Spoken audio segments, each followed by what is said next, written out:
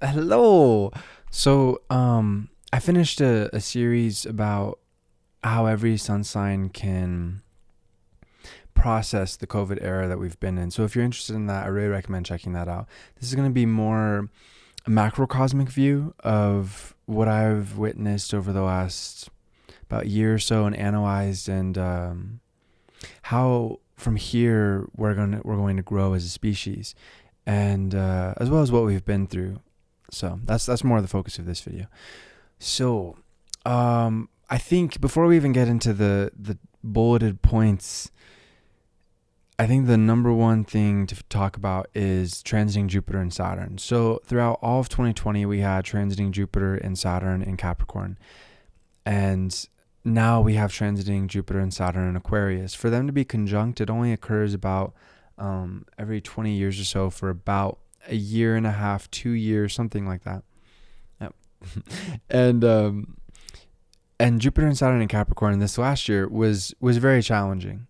Obviously, it was a time period of a lot of pressure, a lot of confusion. But what's always interesting about Capricorn energy is it. I mean, every energy is a part of a wheel, the zodiacal wheel, and so it's naturally taking the story of life to the next life chapter. But from Capricorn to Aquarius, where we are now, especially with Saturn as well as Jupiter, there's a distinct shift from past and present from Capricorn, and focus on the practical, usually having a lot to do with challenges and pressure, to, okay, we've done a lot with that pressure, we've solved a lot of those problems, now where do we go from here? With Aquarius, we get to dream more, and we'll cover that more in depth later on. That's one of the points to cover. But I think that that's something that's really good to keep in mind for moving forward, is as much as we're not negating the challenges or invalidating what we've been through at all. Again, that whole series I did is focused on that and how to heal those challenges and process them psychologically and subconsciously, to integrate them so that we can then move forward.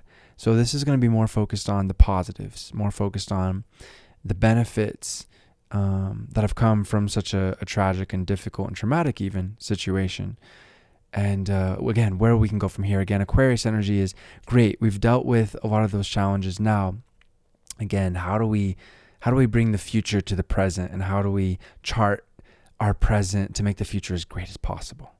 So, number one, we have a more global awareness. Excuse me. Technology has been uniting the world for decades, even arguably the last century or so, slowly but surely, but especially over the last couple of decades.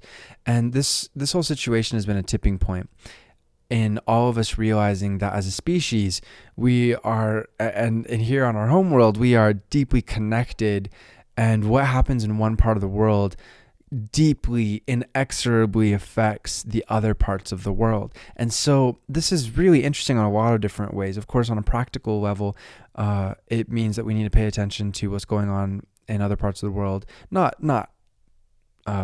with paranoia or too much focus. There's no need for that, but with an awareness of we are very connected as a globalized world, and there's a lot of benefits to that.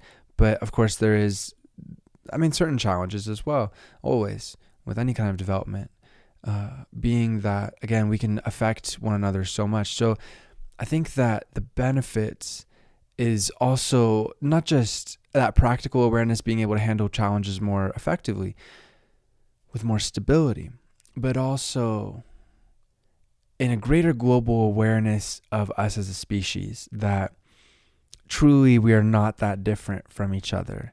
And this has always been true, but especially with this kind of technological connection and social connection, it's really incredible at how, I think that's another part of transiting Jupiter and Saturn in Aquarius, is this idea of the Aquarian age, this massive shift of about every 2,200 years, there being a massive shift in consciousness. It's just one of those other cycles that we go through, just like we go through the cycles of the seasons every year very regularly, of the yearly cycle, of the lunar cycle. Our solar system is just, there are cycles everywhere. And of course, in the universe in general, there are cycles everywhere. And this is a broader cycle than what we see even in a lifetime, or even in who knows how many lifetimes. So this idea of the Aquarian age, I know that a lot of people can get really caught up in it and very new agey with it, but it is very practical from my studies. And I have a video I did years ago. I don't remember how extensive it goes, but basically we've been in this kind of cusp period, I think, since the American and French revolutions, and extending through the Emancipation Proclamation, some very challenging technological developments occurring without a greater spiritual human awareness. We have the world wars, but then we learned from those. We're still here, we're still alive, we're still kicking. There's always hope, as long as we're alive. And then of course the technological developments over the last century, and especially the last couple of decades, and even just every year, I believe computation power increases it doubles every year. So this is that's my understanding. I'm not really a tech person, so I don't really know for sure. You have to Google that. But there you go. Even Google. It's really incredible at how I think, especially with Saturn in particular in Aquarius, but Jupiter being there too, I feel like we're at this gateway. And over the course of my life, turning 30 in just about a couple of months, it's been really interesting, amazing to see technological development, social development, what's already occurred in the past, especially from the 60s onwards. But where we are now, and over the course of my life, what I've witnessed, and what really was just continuing to burgeon, and what really is just beginning in so many ways. So it's really exciting, all this technological and social progress of people being connected, more aware of each other and the different facets of the demographics, to understand people from very different backgrounds from themselves, and to appreciate their culture. Again, as per art, there's streaming, and there's YouTube, and there's just so much that's really exciting and really growing. And I think that this whole experience has helped us to understand again that we can't afford to ignore other parts of the world on a practical level, but also I think on a human level. There's so much to gain from studying and learning about other cultures and other languages, and even if you're not interested in those things that much, it's important to I think the average growth of awareness of other people and other cultures is growing, and I think it's just going to continue to grow because again, we're more technologically and socially connected than ever. And to me, there's really, especially with our technological advancements as per weaponry that existed in the first half of the 1900s, we don't really have the option of demonizing us versus them anymore, because ultimately, again, that's what the Cold War was all about. If we could have gotten away with a war as a species, the USSR and the US, I think it would have happened, but it was just too risky. And I think that, of course, there's always a potential for terrible things to happen, but I think that there's really great cause to be optimistic that, again, we're still here, and the potential for us to grow more as a species culturally, interculturally, and to appreciate people from different backgrounds, from different continents, and to take care of one another in a healthy way, to live together, to coexist peacefully, is really great. That potential is phenomenal, in fact. And I think that this last year has really cemented that we need to be able to do that, to be able to greater survive, whether it's a pandemic or a world challenge. For example, climate change, or if something random was to occur as per an asteroid or whatever, we need to be able, and not even just seem like a doomsday scenario, we need to be able to connect to one another, in a really peaceful way all around the world. And again, technology facilitates that. Incredible, having friends all over the world. I do readings for people all over the world. It's really exciting. And that's not out of the norm. So many people, especially of the younger generations, have this reality. And I think that, again, that is extended even more so over this last year and a half or so. And I think the understanding of the importance of being able to unite as people all around the world in a peaceful, loving way, coexisting for mutual benefit has really been highlighted, of the importance of that, and also the opportunities for that has just grown incredibly. So speaking of which, number 2, a greater familiarity with using technology to connect with others as well as to help our daily lives. We covered that largely with what we were just talking about, but I think that something that we didn't talk about is so many people turning to Zoom, turning to Skype, these opportunities to connect with one another in a different way, and recognizing that with that familiarity of that kind of different technology, and even if we were already familiar with it before, now we were doing it even more so. I mean, for me, it's my business. I do online, consulting all over the world, and I have been for the last 10 years. So for me, it hasn't really changed much, but so it's really been cool and amazing to see other people. Hair. There we go. That have also grown to utilize this and to incorporate it in their lives, and it's really cool. It's really exciting. I mean, from personal experience, it's wonderful to be able to connect with people all over the world. It's amazing, different time zones and everything. And I think that this is also seeing a great advance as per that technology, and we'll continue to see. I think a lot of seeds were planted that will continue to blossom. Again, we are looking at macrocosmic stuff here. We're looking at whenever Jupiter and Saturn are conjunct, it's the beginning of a 20-year cycle. So we're really even just now still in the beginning of this conjunction phase, the beginning of this 20-year cycle. And over the next 20 years, it's going to be really cool to see what kind of technology will exist to connect people all over the world, with holograms, no doubt, and being able to enjoy recreational games together, sit down on a hologram poker table, people all over the world. There's so much that's really exciting that's coming our way, and I think that, again, so many seeds were planted over the last couple of years, this last year and a half or so, that will continue to blossom. And speaking of which, of technology kind of shifting our natural human daily lives, number 3, option of working from home, greater individual freedom. Of course, not every business will be able to or choose to keep the kind of COVID era adjustments, adaptations, post-COVID era.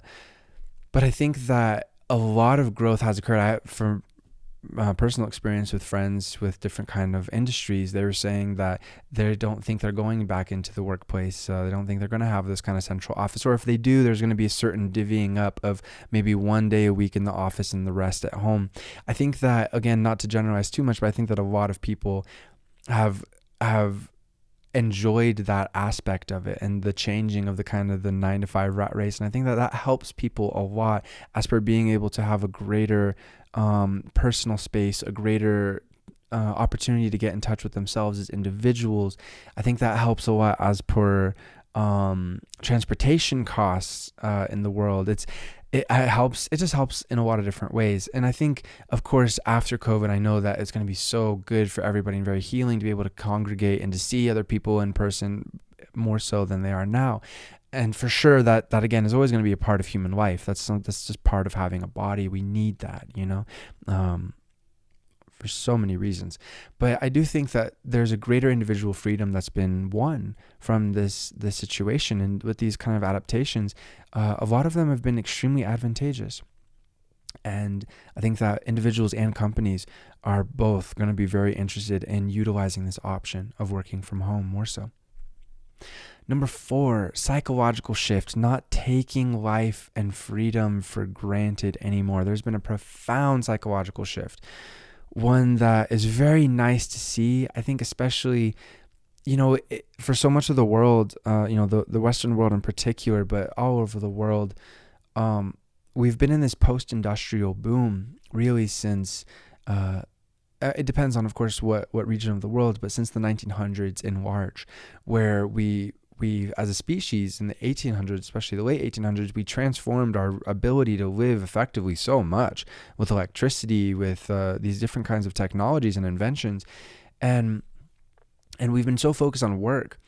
And I think especially in the post-industrial boom, where so much has been focused on the consumer market of just work to be able to buy and then die. I think a lot of people kind of had a chance to pause that and really reflect. I think especially with the kind of life and death nature of the virus for so many, especially early on when we didn't know how contagious it was. And so everybody was like, what's going on? And do I have reason to be concerned for my own health? Obviously, thank God it hasn't been as fatal as the Spanish flu pandemic about 100 years ago, but still there was a massive philosophical, psychological, even spiritual shift where people were going, wait, hold on, my life's in danger? I was so used to, I was climbing the ladder, I was making this money, I was buying things, etc. I think especially in the United States, but really all over in the post-industrial world, there's been this focus of just running again in a hamster wheel. And that's not necessarily bad. There's, it's a life, but I think that it has been very damaging in certain respects to only live with that and not ask yourself, what is my life really about? Having this time to think, to pause as individuals, and to really reflect, especially if you were at home during this time, a very different lifestyle, and asking yourself, what can I do without that before I thought was indispensable to my being, to my living?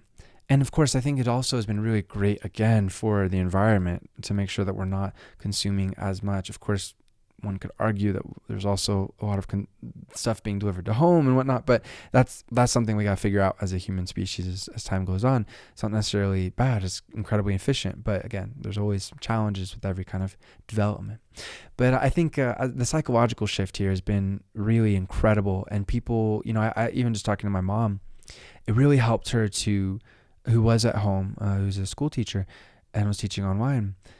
Talking with her, I think is indicative and a good example of what a lot of people have experienced, where it helped her to appreciate her solitude way more and to not need to be around people as much. Of course, there's an important healthy balance there. We don't want to go too much into the solitude, and that's been a huge challenge, I think, for a lot of people over this last year, especially for extroverts like myself. Although for me, I'm used to it. I enjoy it. I'm an anomaly in certain ways with that. But I feel it too, for sure. And I think everybody, we need to connect with people. I miss concerts, for sure. That's something that's been very difficult. But again, we're getting there. But again, the positive here, I think, is the psychological shift of really having to take stock of who we are, who we're not, what we need in our life, what we don't need in our life, and where we're going to go from here, as well as what we can leave behind in the pre-COVID era. That's a really profound psychological shift, a near-death experience, whether it was actual or it was a possibility that was introduced into our realities. That changes things, it changes our thought processes in a lot of ways. It helps us it clarifies, it purifies a lot when it comes to our emotions, when it comes to our life purpose, and again, our spirituality too. So I think that's really good. And also asking, during that time, what is my world like, as a species? How can we make Earth better? Let's not be so mindless. I think this has been a wonderful opportunity to be more mindful, and certainly from here on out to continue to be mindful and to increase that mindfulness as time goes on. And lastly, number 5, dreaming bigger than ever. A lot of people have had a lot of time to think and to plan their next moves in life. Now, at the making of this video, is the time to start innovating your life and your mind, and to challenge yourself to manifest an incredible future for yourself, as well as for your contribution to the world. Again, I know we're still dealing with restrictions in so many different parts of the world in relation to this. We're not quite out of the woods yet, but with Jupiter and Saturn being in Aquarius for the vast majority of this year, this is an incredible opportunity, I think, especially in light of where we've been over this last year, where we were dealing with those challenges. We are now emerging from this tunnel. We are able to dream bigger, to conceptualize a future for ourselves and have ideas for our future that we didn't have before, and we couldn't have had without that kind of incredible pressure and challenge over this last year. So now is the time to start innovating your life and mind. Again, now. Obviously within societal limits, to make sure that we're not being a danger as per spreading the disease or anything. But I think it's really important to ask yourself, to get stuff started in the mind, if not in practical reality, to be able to, from the mind, manifest over the course of this year, and again over the next 20 years and the rest of our lives for that matter. It's important to ask yourself, what will bring out the best in myself? How can I grow to contribute something of authentic value to the world that only I could contribute? And that's a good question. And I think especially with Jupiter and Saturn being in Aquarius for this year, Saturn will also be in Aquarius for next year and the year after that, for the first half of that year of 2023. But this year, 2021 especially, I think it's such a great opportunity to know ourselves better than ever, to continue to learn, to grow. Astrology is a wonderful way. I didn't mean to plug it. I'm not making this video to plug it, but tropical astrology in particular, what I specialize in, has been incredibly helpful for my life. It's changed my life for forever, to be able to understand myself better, to be able to understand what I could contribute to the world better, And I know for the rest of my life I will study it and teach it and do readings for people. And I really recommend it. It's incredible. A wonderful place to see your birth chart, if you've never seen one before, is alabe.com, alabe.com/free chart. Or if you go to their website, you can just, in the top, there's a little blue link. Not the very top, but like the first paragraph, there's a free chart is what it says, link. And if you press that, you can get incredible interpretations. And from there, you can just open your world and your mind incredibly to who you are. Again, to who you're not, that's just as valuable. And to appreciate who you are, to learn how to deal with the challenges in life, and to appreciate your gifts, and to turn those challenges, to sublimate that negativity or difficulty into positivity. It's amazing. So I really recommend that you do so, especially as soon as possible, because again, with transiting Jupiter and Saturn, there's never a deadline per se. We don't need to have anxiety about these things, but we do need to show up and make the most of the opportunity, because when it's gone, it is gone. So as long as we're just showing up and seeking to understand ourselves as individuals better through astrology or not, however, there's so many different ways. Meditation is wonderful. Therapy is wonderful. So many different ways. The MBTI system, the Myers-Briggs system is incredible. Self-reflection in general, beautiful. But now is the time, this year is the time to understand ourselves better than ever, and to expand our awareness of what we can do and what we can make out of our lives, and to really challenge ourselves. It's so important to challenge ourselves, to dream of a larger future for ourselves than we ever thought possible. And I don't mean larger in terms of, I just want to make more money. And it's not about that. What we're talking about here is the larger idea. And maybe it does include more money. That's totally fine.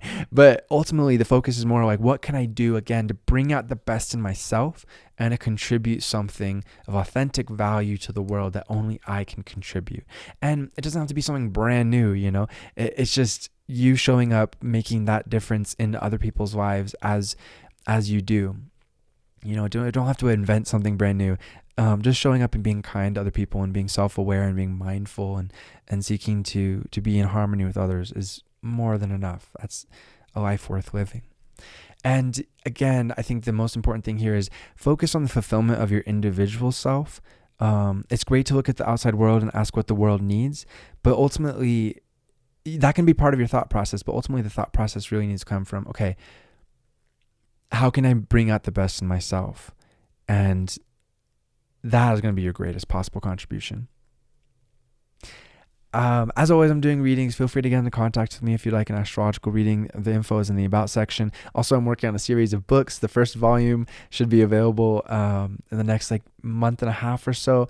And it's focused on astrological natal chart placements, the rising of the sun and the moon. I'm going to be doing Mercury, Venus, Mars, and Jupiter by the end of summer, and then finishing with Saturn, Uranus, Neptune, midheaven by early next year. I have 2 other astrology books I'm working on. There's a lot in the works, so for those interested, I really recommend it. And stay tuned. All good stuff is happening. Infinite love to you, my friends. Namaste.